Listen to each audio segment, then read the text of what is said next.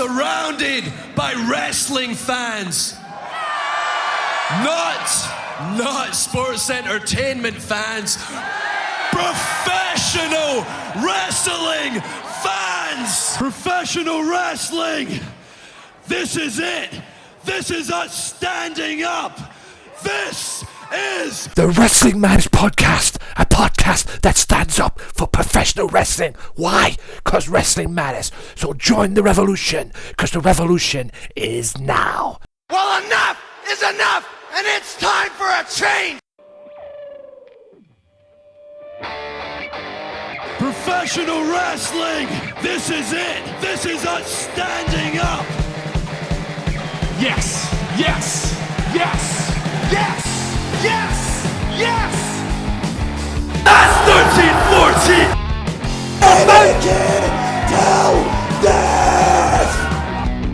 Dina, I am the best in the world.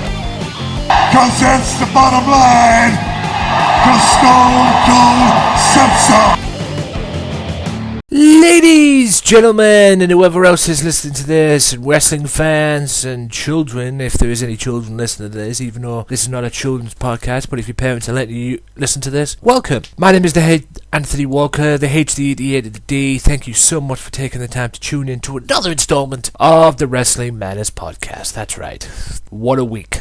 For WWE, what a week for TNA even. This past week, very hectic. We're going to talk about Raw, talk about SmackDown, we'll talk about Raw, SmackDown, TNA, NXT, and Ring of Honor. Yes, Ring of Honor is back to normal. And a lot went down this week from what I've seen. So we'll get to that later on though. Also, I'm going to talk about various topics. Well, right now I'm going to talk about a few topics as well. A little quick promotion, ladies and gentlemen, before I get to anything else. Offshoot Radio. That's right. James Belmont, the gorgeous Roxy.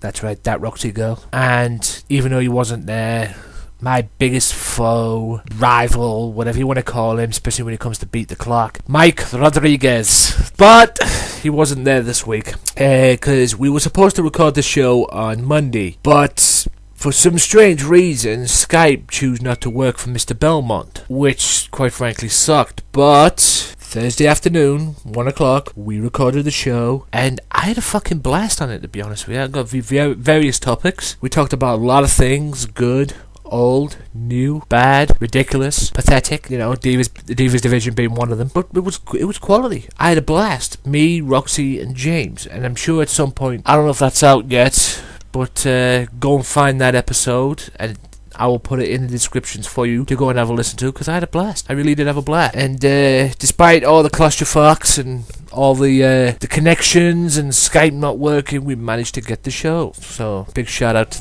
to Belmont and everybody else there. Also, if you're hearing a little bounce noise there, ladies and gentlemen, that will be my phone going off. If not, well, good. Also, I'd like to invite all three members of the Offshoot Radio to get the butt onto my show. I don't know whenever you're free, because apparently there's been a lot of working going on in their lives, which is fair enough, because I'm a busy man myself. I'm preparing to get back to my part-time job at Middlesbrough Football Club soon as they call me. But other than that, everything is cushy. Now, also this week, I've got an interview in the pipelines. I'm just going to venture a few things out. I don't want to say too much about it. It's nothing big or anything like that, but it's new, it's different, it's unique. Because I don't think you guys have any heard of him. I don't think I've even heard of him, to be honest with you. So I'm going to get him on the show, and we're going to talk. We're going to get to know him and, you know, give him a platform to put himself out there for my fan base and anything else that happens. I've got a few things in the pipeline for my Wrestling Matters channel too. I'm considering doing live streams for that channel. Now, there's a promotion on there called Revolution Pro Wrestling. I'm interested in reviewing their shows. I'm going, hopefully, I don't know, I think I did it at some point this week. I wanted to try it. Whether I did it or not, I don't know. But I think there's something going down for that. As soon as I get the thing sussed out, I've run a lot of tests on it as far as testing it out to what works for me. But I'm thinking of doing live streams, maybe once a week, preferably on the weekends-ish, maybe early if I can, but to review Revolution Pro Wrestling. Something new, something different for the channel. Do the odd live stream here and there. Just something that can get my fans out there, because I'm not looking to do anything big with the Wrestling Matters channel. It's my games channel that I'm looking to do big as well. By the way, I'll review and promote the games channel later on in the program. I know this is a wrestling podcast, but I want my wrestling fans, Wrestling Matters fans, my fan base to, if you guys love gaming, stay tuned for that later on, because that's going to be huge for me. Because yes, I do have a Games Matter channel too. I do have a games channel as well, but like I say, I'll give you more information on that later on in the podcast. Yeah, but like I said, the guy he's unique. It's a unique interview because, like I said, I don't think anyone's ever heard of him, but I don't want to say too much about it because he might not be able to do it. He seems up for it. I've contacted the person and he seems up for it, so hopefully look out for that sometime on future podcasts. I'll let you know more information on that as well. Now, I've kind of looked through the dirt sheets this week. I came across a clip taken from NoDQ.com. NoDQ.com, Iron Rift. Be sure to check that website out for your rumours, news, information, views and opinions. And also check out Iron Rift's show as well on YouTube. NoDQ.com, featuring Jeff Meacham and co as well. Be sure to check that out. I just watch it for Iron Rift and Jeff Meacham. But apparently Paige on Total Divas. Now if you go, like I say, plug Offshoot Radio, go and check out that episode, because I get very vocal about the Divas division again, like I've done on many episodes of my podcast. I get very vocal on the Offshoot Radio about the Divas division. Paige got dumped this week by someone on Total Divas who she's rumoredly dating, supposedly dating, but he dumps her via text. So the fool is a fool, quite frankly. Apparently Vince Russo has been back in the pipelines this week, because I've got an article here saying that Vince Russo claimed during an appearance on Ring Rust Radio that Triple H tried to keep him from returning to WWE back in 2002 after WCW went under. Here is a quote from the interview. When Triple H was breaking into WWE, I'm not going to read the whole interview, it's too much. Apparently, there's a lot of things as well. I'll leave the article in the description for you guys to read. Apparently, there's a lot of things saying that he didn't want to job out to D'Lo Brown. I don't know, that might have been for the Raw match, because it was D'Lo Brown that beat him for the European title back in 98, leading into SummerSlam, where he won the Intercontinental Championship. So I don't know. I'll leave the article, courtesy of NoDQ. I'll leave the article in the descriptions on YouTube and SoundCloud and whatever. So be sure to check that out. Now, I don't want to go through too much of it because this is a hour-ish podcast. And I say ish because you never know. Kelly is now a fitness instructor. There is life after wrestling. She can be my fitness instructor anytime. A title match announced for Brooklyn, the NXT TakeOver. I'll check that out. NXT General Manager William Regal announced today that today's at the Comic-Con in San Diego, this is going to be the rematch. Because this past week in Japan, or last week in Japan, Finn Balor won the NXT Championship. So Mr. Kevin Owens is going to get his rematch in Brooklyn. I don't know what's going on. Also, I want to bring up, apparently there's an ongoing feud going on, and I discussed this on Offshoot Radio with Mr. Belmont as well. Apparently there's a feud going on between Roddy Piper and Stone Cold Steve Austin. Talk of him getting fired from Podcast 1 and whatever. Apparently, there was something going down. They had Will Sasso, comedian, who's played Austin before, who's done impersonations of Austin before and got stunned for it. Apparently, there was this beef going on between them two, because apparently Piper no longer has a Legends deal with WWE, from what I've heard. I read. And he blamed Steve Austin for it. He's called him a bully and whatever. And one time, Piper had a show taken down because it had him and Will Sasso mocking Stone Cold, and Stone Cold heard it, didn't like it, and it just went. And Stone Cold had it taken down, and it just went on from there basically. And apparently, Piper's been calling him a bully. I've got it on here on NoDQ.com. Apparently, Mr. Piper said in a tweet, and I quote, "I don't lie, I'll bury in 5 minutes on the next Piper's Pit pod, and I'll be done with this bully BS. Okay, so apparently Piper continues to add fuel to the fire with his online war with Stone Cold Steve Austin, as Piper has been retweeting negative posts about Steve Austin, including comments which suggest Austin was behind Piper being released from his WWE Legends deals. Apparently, from what I've heard, he's been blaming him for it and whatnot. All I gotta say is this: I said this on Piper's on the Offshoot Radio podcast, and I'll say this now. It's the wrong move for Piper to go after someone who's not only a legend. Yes, Piper, you are the original bad boy of wrestling. You know, before there was an NWO, before there was CM Punk, there was you, and you were the bad boy of wrestling. Hell, at one point, Dr. Tom Pritchard tried to do something with you as well. You know, he tried to be you at one point. I remember watching watching Memphis wrestling videos, and I swear Dr. Tom Pritchard was the Memphis version of Roddy Piper or something, I don't know.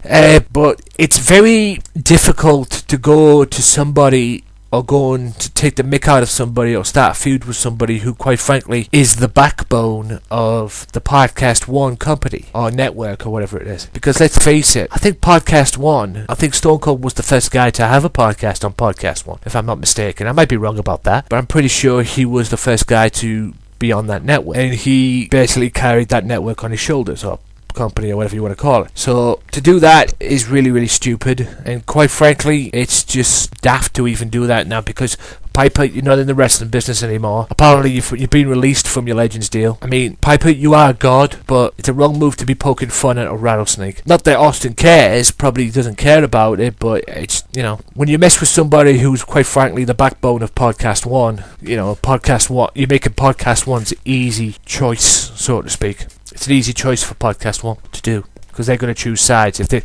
did choose sides, which they probably didn't, but it's just stupidity, and it doesn't need to be done anymore, quite frankly. Anyway, apparently you've moved on from what I've read on the dirt sheets. Apparently you've definitely moved on, and you've got your own network, and that you're not on Podcast One anymore. You took a month hiatus and moved on, so fair play to you, and keep doing your thing. Because I've actually heard a little bit of your podcast as well, and it is really, really good. So all I'm saying is, Piper, is just continue to do your thing, Steve Austin does his thing, and end this beef right now. Because you're both legends, but this online beef, from what I'm reading and that, like I say, you never believe anything until you've heard it from both parties, but what I'm hearing right now, and what I'm reading right now, it sounds like it's a game of child's play, and it sounds like it's something from a playground in a school. So just end it and go on with your lives. You do your thing, Piper, let Austin do his thing, and everyone will be happy. Right, that is the end of that, ladies and gentlemen, and I'll be back right after this with Raw and SmackDown main talking points and Brock Lesnar. So stay tuned.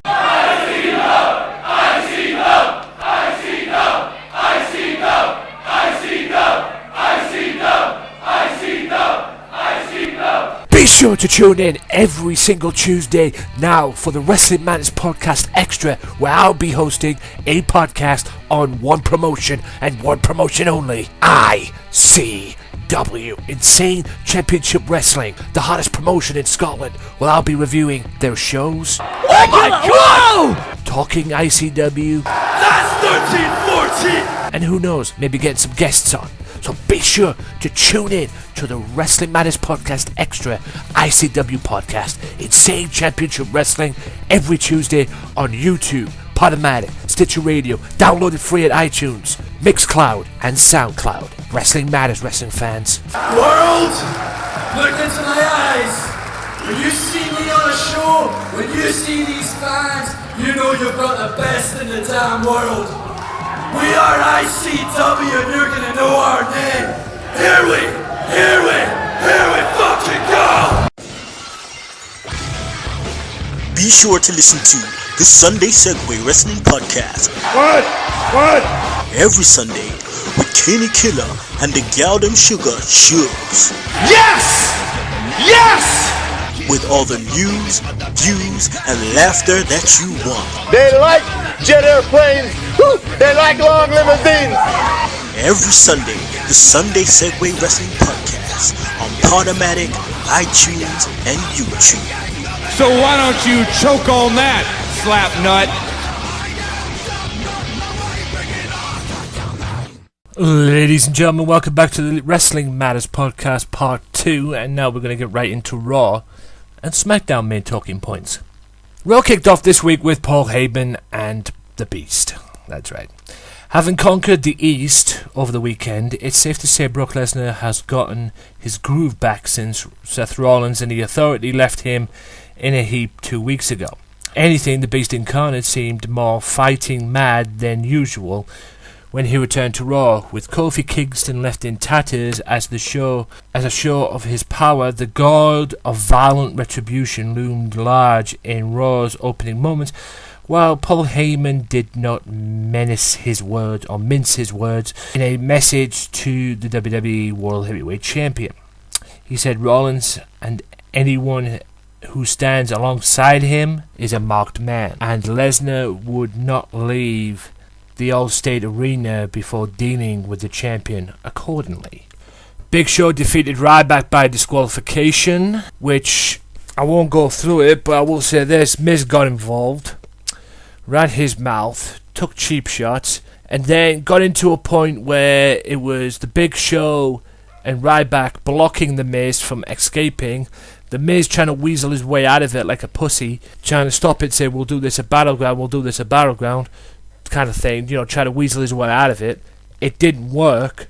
Did not work whatsoever, because Ryback hit Shell Shocked. Then Big Show hits a chokeslam on Miz. Basically, Miz took a beating, and then when Big Show turned round, Ryback knocked Big Show clean out with a clothesline. Knocked him on his ass, and then Ryback was left standing chanting, "Feed me more." The triple threat match, July 19th at Battleground. It should be very interesting. Interesting to see what happens, because it may as well be a one-on-one match, to be honest. It may as well be a one-on-one match. Now, Brie Bella defeats Paige. Am I even going to go anywhere with that one? Go on Offshoot Radio about that situation. I talk about that on there. Sheamus beats Roman Reigns by a countout, because once again Bray Wyatt got involved. Seeing as he's Mr. Money in the Bank and all, can Sheamus afford to put Bray Wyatt on the retainer? The new face of Fear has been the Celtic Warriors' guardian angel for weeks now, specifically in contests against Roman Reigns. Wyatt didn't disappoint on Raw when it came time for his latest ball out of Money in the Bank contract holder. The big dog had beaten Sheamus into the ropes when the Eater of Worlds made his move, distracting Reigns with a well-planned bit of theatre in the form of a decoy Wyatt. He only revealed his true self once Reigns had been significantly distracted from his task. The diversion took Reigns out of the ring and handed the win via countout to Sheamus, though the Irishman was hardly out of the woods yet, as Randy Orton, a newly engaged Randy Orton, I might add, picked that moment to strike from out of nowhere. The Viper returned, ended horribly for Mr. Money in the Bank. Orton hunted his enemy across the ring and finally finished him off with a long-awaited RKO. I think Mr. Sheamus has got his hands full at Battleground. Now, Rusev attacked Dolph Ziggler. Now, it seems Rusev set a trap, exploiting his new love, Summer Rae, and that brought out Dolph Ziggler and Lana. Dolph Ziggler and Lana got involved. And Lana got involved or got in the face with Summer Rae. I think they were trying to break the girls up, and then out of nowhere, Rusev proceeded to crush Dolph Ziggler and put him in the hospital. So Rusev is no longer on crutches, he is fighting fit, but sooner or later he's going to go one-on-one with Dolph Ziggler. However, I do see a mixed tag match in this. Bo Dallas comes out after his meeting in Boston with The Rock, taking the rock bottom of the people's elbow. He goes one-on-one with Dean Ambrose, and Dean Ambrose proceeds to beat the piss out of it. This feud between R-Truth and King Barrett is a joke, and I'm not even going to talk about it. Although I will say this, Mr. R-Truth jumped off the second rope or top rope and jumped right into Bullhammer Elbow for the loss, so that was the only good bit out of it. The World Heavyweight Champion Seth Rollins called out Brock Lesnar.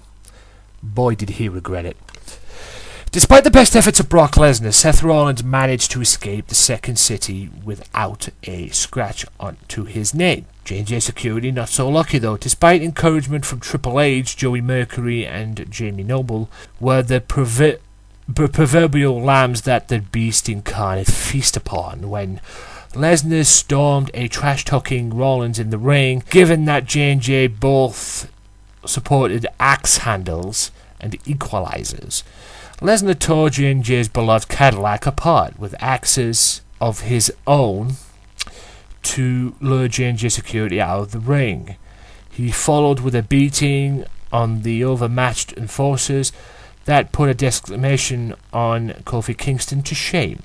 Not only did the Beast shatter Jamie Noble's arm in the Kimura lock, but he also inducted Mr. Mercury into the Suplex City Hall of Fame by belly-to-belly suplex the former tag team champion on the windshield of the caddy. Rollins, meanwhile, got out of Dodge while the getting was good, feeling Lesnar through the crowd and taking the stairs to, at the time, to the safety of Concourse. The horror. And I'll play the audio of that during the break, because I think you might need to hear it, of what happened. So I'll play the audio of that during the break, all being well. If I have a minute, like I said, I'll play the audio. If I have room to play it, I might play it during the break, I might play it during the... I don't know. See what I've got to do on this show first. If I can fit it in, I will. But if I don't, I'll leave it in the description underneath if you haven't seen it. I'll leave the video in the description underneath on YouTube or SoundCloud or whatever. You need to check this out. Now we go on to the New Day defeating the Lucha Dragons. New Day seemed to have recovered from the whooping they got from Brock Lesnar. And then the United States Champion defended again against Cesaro, which was the main event of Raw. Now, having run afoul of the Demon of War Pain, Kevin Owens came back from Japan a few pounds of hardware lighter thanks to his NXT loss to Finn Balor in the Far East. So in reversal of last week's fake out, the fuming Brawler attempted to jump the line and answer John Cena's open challenge in the final moments of Raw, in the final bout even. But turnabout fair play, and it was the champ who demurred until Battleground this time, offering the match instead to a jilted Cesaro in the first ever US Open rematch in history. The King of Swing seized the opportunity, like the proverbial brass ring, relocating Cena to an uppercut city as he blasted the champ with every variation imaginable of the maneuver, including a spinning springboard European version that knocked out Cena loopy for minutes on the end. The two titans traded bone-rattling maneuvers for minutes on end. Through a maneuver of cross-faces from Cesaro seemed to give the advantage to him. As the near fall began to pile up, Cesaro went high risk for a second rope neutralizer, which Cena barely countered into an airborne attitude adjustment for the win. After the bell, Owens made his return to ambush the weakened Cena, but ate an attitude adjustment for his troubles. Will we see a new champion at Battleground, or will the champion reign supreme? Now, with that being said, ladies and gentlemen, let's move on. Let's go straight on to the SmackDown main points. Paul Heyman gets into a war of words with J&J Security and brings out the car that Lesnar destroyed on Raw. Unless you say it wasn't how it was on Raw as it went off the air. Because for some strange reason, where you're sitting at the roof seemed to have caved in. And it was just like a shaped biscuit. A big, huge shaped biscuit. Quite frankly. Because whatever Lesnar did, he did it probably 10 times worse than he did the first time round. So, I'll let you see that for yourselves. But let's just say this. Seth Rollins did stand tall, however, and got the better of the mouthpiece that is Paul Heyman. Question is, will he get the better of Brock Lesnar, July 19th? I made a prediction on the Offshoot Radio. I don't think so. And I think at SummerSlam, we're going to get WrestleMania Part 2, except this time without Seth Rollins. Prior to his Raw rematch against Dean Ambrose, Bo Dallas gave an inspirational address, and I use that term loosely, in which he took credit for The Rock starring in the hit TV show on HBO. Despite his words of encouragement as a tough effort in the match itself, however, the Lunatic Fringe ultimately came out on top with dirty deeds. So, Rusev squashes Fandango. Roman Reigns defeats Big Show via disqualification. Bray Wyatt attempted to use a decoy to distract Roman Reigns for the second time in the week, interrupting the Big Dog's furious match with the Big Show. At first, it looked as if it wasn't going to work, as Reigns caught the advancing new face of Fear on the apron before dropping the Big Show with a pair of Superman punches. But just as he was loading up for a spear, Wyatt re-engaged him and brought an end to the match by disqualification. Reigns immediately suffered a devastating post-match chokeslam courtesy of the Big Show and back-to-back Sister Abigail from Wyatt himself. Titus O'Neil beats Big E. Randy Orton addresses Sheamus. Randy Orton emerged on SmackDown promising to finally make Sheamus entertaining in a brutal fashion that only a superstar can carry out. Then when the Ascension stepped into WWE's Apex Predators space, the Viper responded with a pair of earth-shattering RKOs. I need to see that. I need to see that again, to be honest. Naomi and Tamina get beat by Alicia Fox and Brie Bella, otherwise known as Team Bella. Seth Rollins, Ryback.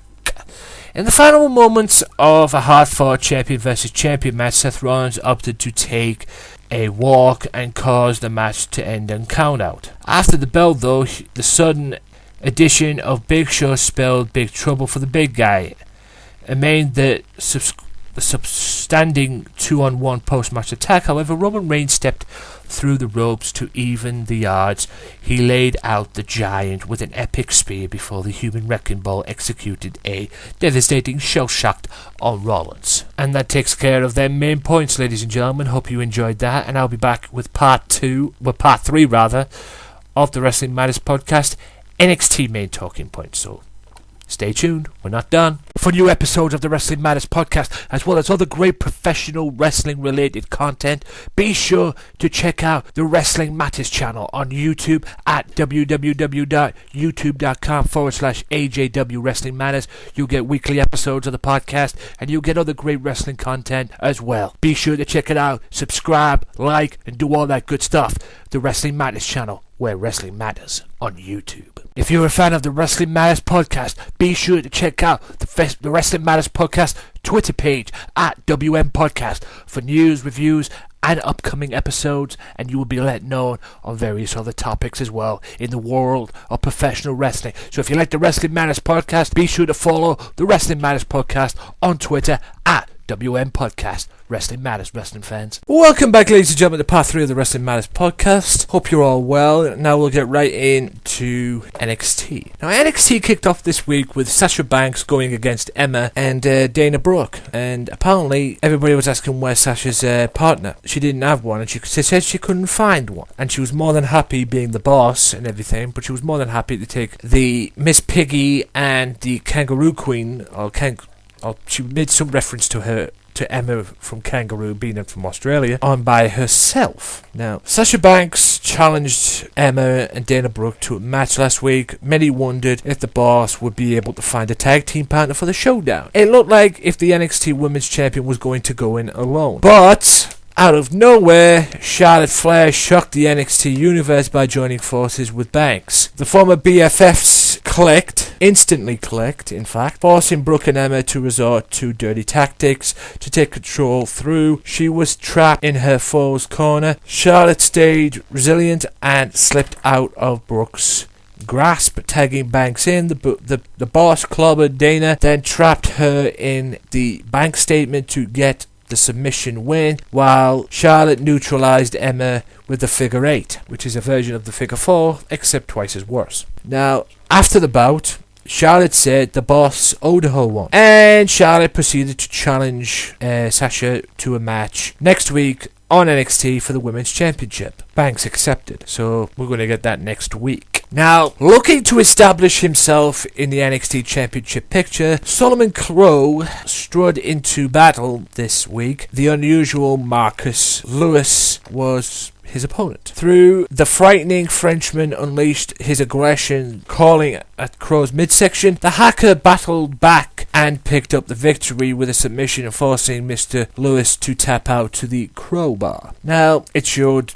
the victory on the network of Finn Balor. The Vaudevillains went up against Enzo Amore and Colin Cassidy for the tag team title #1 contendership. With a future NXT Championship match hanging in the balance, both teams came out of the gates aggressive. The Vaudevillains used quick tags to control the bout, keeping Amore on his toes through the NXT universe rallied behind Enzo. English and Gotch dominated the bout, keeping him in their half of the corner, or their half of the ring rather. Amore eventually evaded a clothesline from English and tagged in Big Cass, who manhandled the Vaudevillains. Amore and Cass looked to be on the verge of victory, with Enzo hitting the crossbody block off the top rope on English. However, English rolled through and covered Amore for the 3 count, earning the Vaudevillains a chance to face Blake and Murphy for the tag team championships. And that was the end of TakeOver, the NXT show. Hope you enjoyed that, ladies and gentlemen, and I'll be back after this quick timeout with TNA, so stay tuned.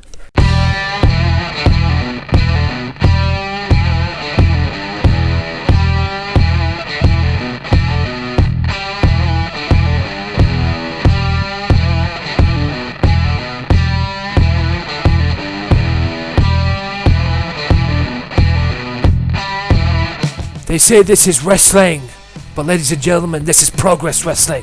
And on July the 1st, Progress Wrestling comes to the Wrestling Matters podcast. That's right, Wednesday, July the 1st, I will present a podcast on Progress Wrestling, starting with Chapter 1, and from every week onwards, I will bring you every single show from that. ProgressWrestling.com, Progress Wrestling on demand service. Progress Wrestling comes to the Wrestling Matters podcast, July the 1st, only on SoundCloud, Stitcher Radio, YouTube, and OSW TV. Wrestling Matters, wrestling fans.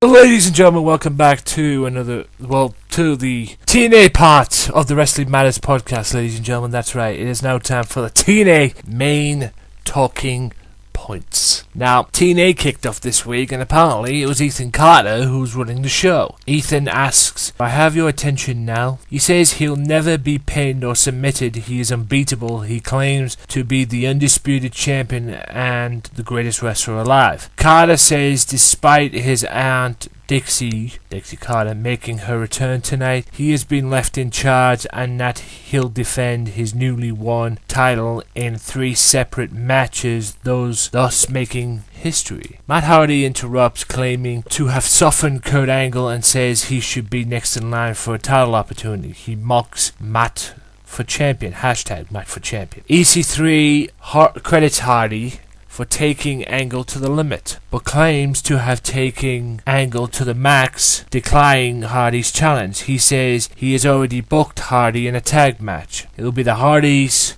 versus Dirty Heels, except Jeff Hardy is still out with a broken leg, so EC3 regretfully informs Hardy it will be a handicap match. And the match ended with Hardy drops Aries with a bulldog while connecting with a dropkick to Rude. Hardy nails Rude with a twist of fate, but then Aries drills Hardy with a discus forearm. Hardy attempts to suplex Aries, but Rude trips him from the outside and holds the feet while the official counts to 3.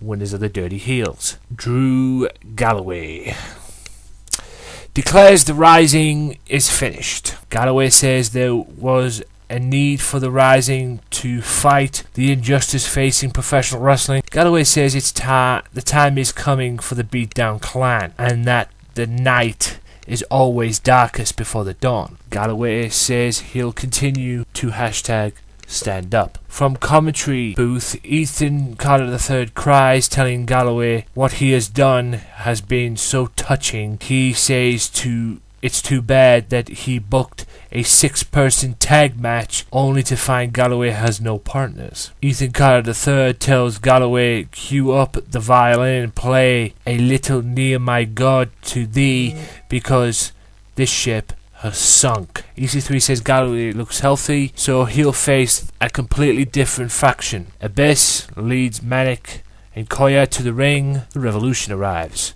and the match ended with Koya makes a cover, but before the official's hand drop interrupts the count, screams, I want him.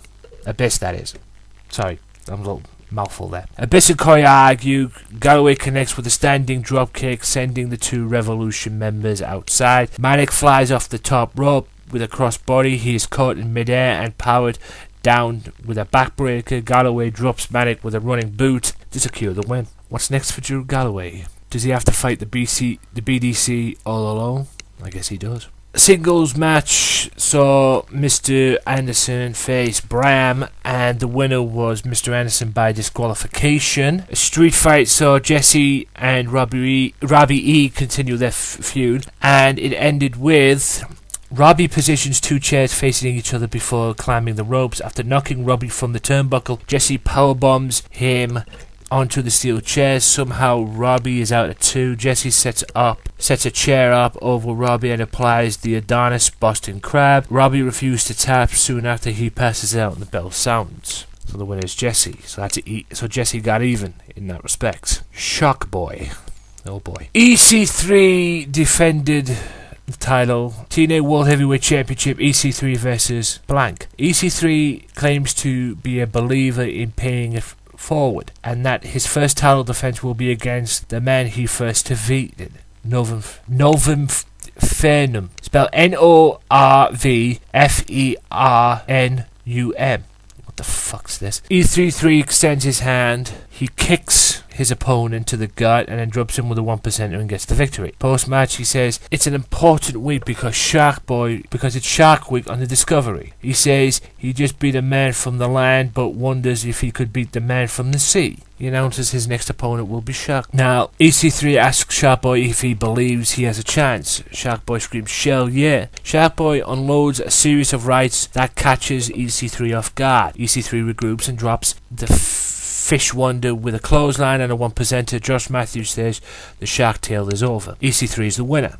Post-match, EC3 says that Shark had bite. He asks the crowd if they want one more. They do, and just as he's about to announce the next challenger, Kurt Angle interrupts. Angle says EC3 is afraid to face a real competition. Angle mentions his legally binding rematch clause, stating he can have his rematch whenever he wants. Angle tells EC3 he's coming for his title tonight. Lashley's music hits, which leads to a match with Tyrus. Lashley and Tyrus appear immovable against one another until Tyrus drops him with a face breaker and a body slam. Lashley applies a rear naked choke, but Tyrus forces a break with the bottom rope. The two struggle to gain advantage. Tyrus sends Lashley overhead. Lashley battles back with a series of kicks and stomps.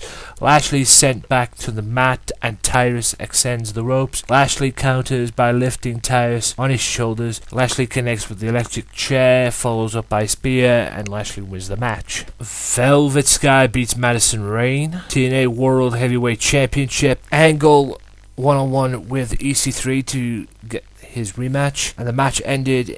Angle gets EC3 back in the ring, where he connects with 5 German suplexes. Tyrus is on the apron for the distraction, but Angle knocks him down off the apron and applies the ankle lock. EC3 purposely attacks Brian Hebner with the official down. EC3 taps out as another referee slides in to the ring calling for the bell. El Hebner rushes down to the ramp to meet the other 2 officials, and the winner is Kurt Angle by disqualification, which is not going to sit well. However, it didn't sit well, because Dixie returned. Now, shut up. Sorry about my phone. If you're hearing buzzers, that's my phone going off. It's doing my head. EC3, Ethan Carter is sitting in the center of the ring and says, "We got out of that one." EC3 announces the return of Dixie Carter. She enters the Impact Zone for the first time in almost a year. Before speaking, she interrupted by EC3. He says he's helped the Carter name ring throughout the wrestling world in her absence. Dixie again attempts to talk with reserved congratulations, but she is interrupted for the second time. Carries on about the reign of Carter until she rips the microphone from his hand, demanding time to speak. She says she hasn't been on Impact in almost a year because of the reign of Carter. Because the last time she was on Impact, she was powerbombed through a table and broke her back. He says the man that did that was a monster. She disagrees and claims to have been the monster responsible for manipulation and lies that hurt the company. She says EC3 is out of control and that he's been lying for weeks. He says, "We're Carters, the world needs us." She says TNA doesn't belong to the Carters, rather it belongs to all the people that support it, because without them there wouldn't be a TNA. Says EC3 earned the title, but that he is earned to defend it. He has to defend it, again with skill instead of the last name. Dixie says EC3's actions tonight have been an embarrassment, but that he was right about one thing. Somebody needs to be in charge. Somebody needs to be able to make tough decisions, stand up against manipulation, and make sure the Impact Wrestling is the best professional wrestling company on the planet. She says she knows exactly who the person needs to be. It's not me, but says to EC3, it's not you either. She mouths, "I'm sorry," and walks away. Question is, who will it be? I think I've got my idea of who it could be. At least from what I've read. Question is, will it happen? And that is the end of the TNA main talking points. Hope you enjoyed that. And I'll be back after this with the Ring of Honor review. So stay tuned.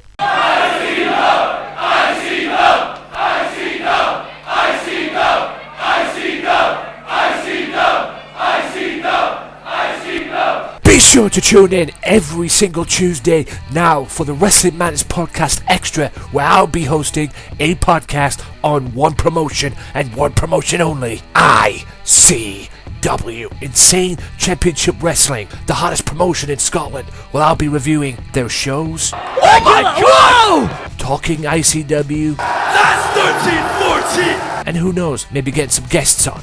So be sure to tune in to the Wrestling Madness Podcast Extra ICW Podcast, Insane Championship Wrestling, every Tuesday on YouTube, Podomatic, Stitcher Radio, download it free at iTunes, Mixcloud, and SoundCloud. Wrestling Matters, wrestling fans. World, look into my eyes. When you see me on a show, when you see these fans, you know you've got the best in the damn world. We are ICW and you're gonna know our name.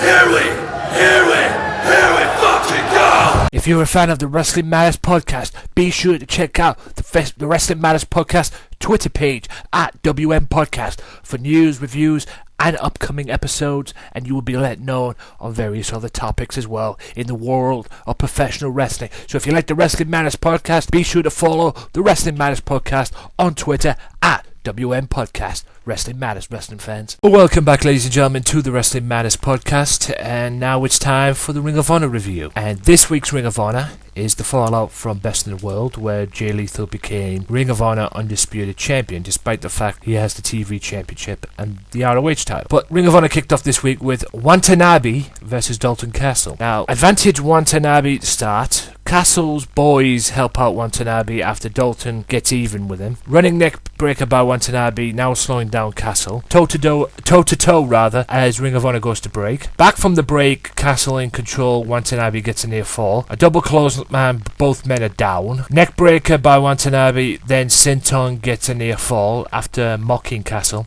Watanabe mocking Castle, that is. Great suplex by Castle. Deadlift German by Castle gets him a near fall. A headbutt, then a cloverleaf into driving the knees. Like, he gets him into a cloverleaf and then just takes a back bump and drives the knees into the back of Castle, Watanabe, and that gets him a near fall. And then he hits a back cradle suplex after that cloverleaf to get the near fall, which is very unique offense. Castle then hits an Alabama face buster, which is the Alabama slam move. He gets him up into the Alabama slam and then swings it around into a face buster, and that gets the win. Castle then speaks, saying that after the Best in the World pay-per-view, there is only one real man in Ring of Honor, and that's Dalton Castle. Salas Young comes out and does not take too kindly to it, that reaction. Nigel McGuinness comes out and introduces the Ring of Honor World Champion and TV Champion, Jay Lethal. The crowd chants, "You deserve it." Truth says his piece. Jay Lethal says he's the best in the world and says Ring of Honor is the best wrestling company in the world, and that is because Jay Lethal is the champion. Then Nigel wants to know what's going on and expects Lethal and asks Lethal, is he going to vacate one of the belts? And everybody knows now he's the world champion, he will vacate the TV title. Lethal has other ideas though and says that he's going to defend both and that he's earned both belts and he's not giving them up for anything. And that allows and says Lethal will McGuinness says Lethal will defend the championship, the Ring of Honor World title, against Roderick Strong at Death Before Dishonor, and then next week on television, Lethal will defend the TV title against Mark Briscoe. So the Briscoe feud with Lethal is not over. Now, Roderick Strong comes out and says at Death Before Dishonor, Lethal walks in world champion, but Roderick Strong will walk out world champion, not Lethal. Be interested to see what happens at Death Before Dishonor. Inside Ring of Honor, going back to the highlights of the Undisputed title match, the unified title match for the Ring of Honor World Television Champion and the Ring of Honor World Champion as well. And then Adam Page has a message for ACH and Matt Sydal, because next week on Ring of Honor it is Matt Sydal one-on-one with Adam Page. And obviously Adam Page is going to try and use Matt Sydal as a message for ACH, because them two meet at Death Before Dishonor. Now for the 6-man tag main event, Maria Kanellis comes out and says that Adam, it's not your fault what the Kingdom have been going through, and says the Kingdom will not fall. The match starts, which is the Kingdom versus Red Dragon and Michael Elgin. Elgin Bennett start, Mike looking to wrestle Elgin, but Mike outsmarts Elgin till Elgin uses his power, hits a suplex. Kingdom tried to stop it, did not work. They try again, Red Dragon locking submissions on both, while Elgin still has Mike in the air for a suplex. Unbelievable stuff. Then Bennett gets dropped. Elgin gets a near fall. Cole catches Elgin from behind, but gets clocked. Taven gets the same, but they grab Elgin, double teaming on the outside, and then Bennett dabs on Elgin. Kick, elbow, crossbody combo, gets a near fall. Cole in triple team on Elgin. Elgin is isolated in the Kingdom's corner. Elgin in a lot of trouble. Kingdom in control. Elgin fights back as Ring of Honor goes to break. Back from the break, Elgin looks to tag out Kingdom, and that Codebreaker Senton combo allows Elgin to tag out. The fight back is on. Red Dragon double team Cole, backbreaker knee drop combo, DDT German combo on Taven, gets Red Dragon a near fall. Armbar on Taven on the ropes. Fish jumps onto the apron, then jumps up over the turnbuckle and dives on Bennett. Cole super kicks O'Reilly, who has Taven in the armbar, and then Taven hits a dive on Fish, and that it was just complete chaos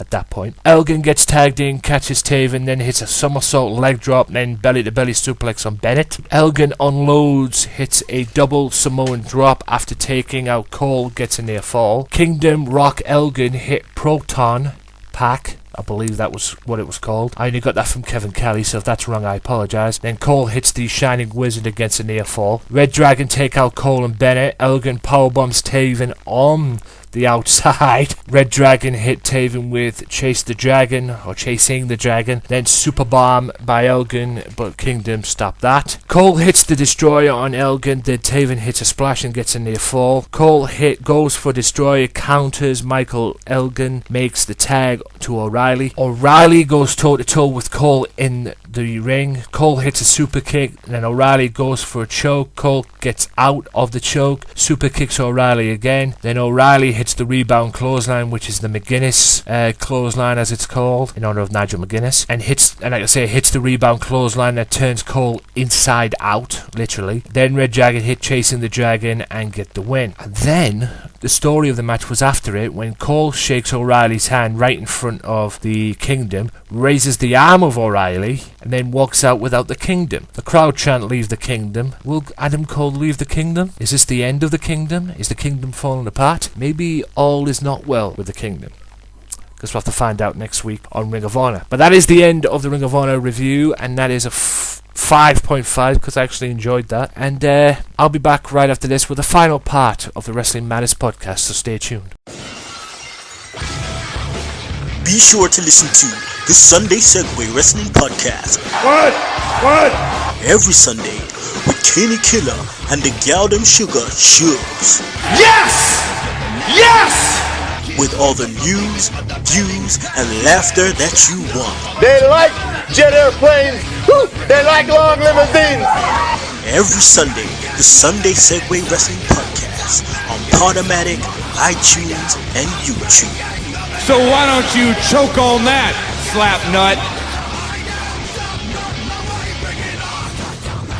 Welcome back to the final part of the Wrestling Matters podcast, ladies and gentlemen. Now, before I go, I've got a quick shout out. This is just a closing purpose. I've got to make a few shout outs now. oswtv.co.uk, Only Scottish Wrestling, the affiliates for the Wrestling Matters podcast, partners in that. Thank you so much to Billy Strachan and that for supporting the podcast and everything. It is really, really appreciative. RFPW Wrestling on Twitter. Be sure to find this guy. This guy is absolutely awesome. The reason why we're affiliates, he does his own stream on Twitch where he's like a promoter and everything. He makes matches and he uses the computer game, a very old WWE game, to do all that as well. Be sure to check him out. Check him out on his Twitter page, RFPW, or the official RFPW. I'll put the links in the description underneath for it. Be sure to check him out. The links will be in the description underneath. He's been very, very, very helpful with me as far as my website is concerned, so that's why we've joined up as partnerships. It only makes sense.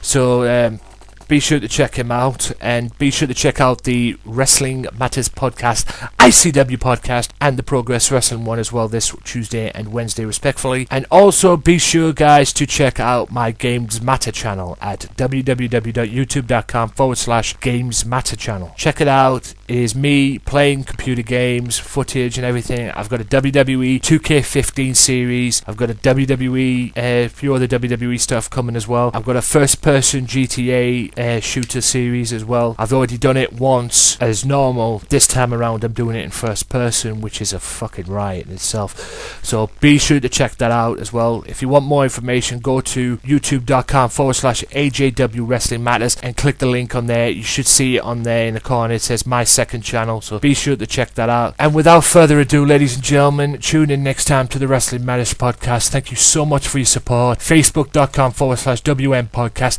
You guys are liking that podcast page to the T. It has now got over 590, close to 600 likes. Thank you so much for your support. Also check us out and check out the Wrestling Matters podcast Twitter page at WM Podcast on Twitter. And until next time, guys, my name is Anthony Walker, the HD88 of the day.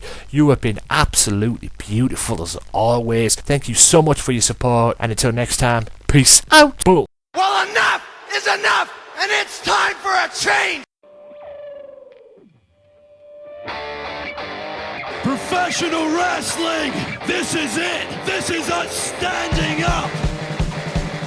Yes, yes, yes, yes, yes, yes! That's 13-14.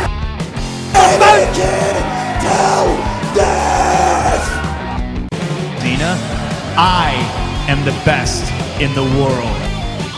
Cause that's the bottom line. Cause Stone Cold Simpson.